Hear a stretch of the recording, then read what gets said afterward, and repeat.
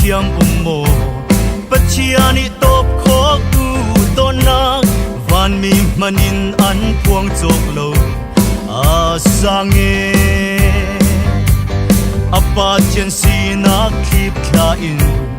a har bik thi na tiang atuar an vuang nak vuala in dam ter zo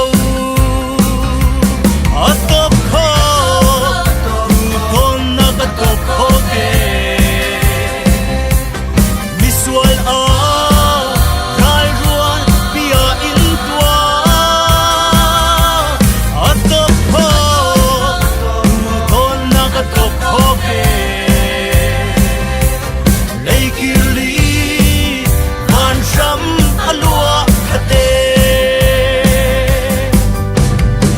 không lang tla lai thật polin an nenin ngai dam nak an châu hin nuam nangam ten an leng za lei luna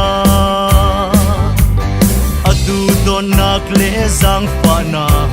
run ti pi bang a luang kan rang kan thla rau chin lung ta sa dam na atop kho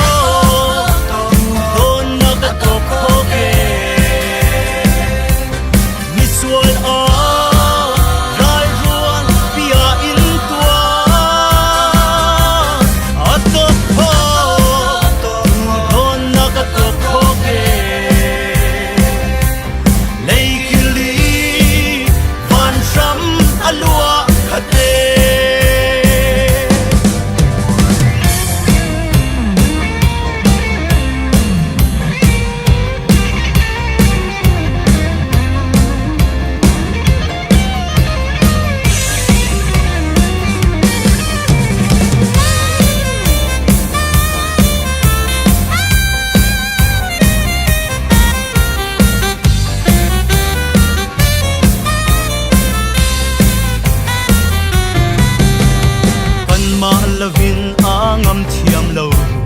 am mui sampu kan si ruanga sen lai nau bang pom min in zo nuam ati akyam van mi pol nakin indu do ti in ngai na son ti sen ni lei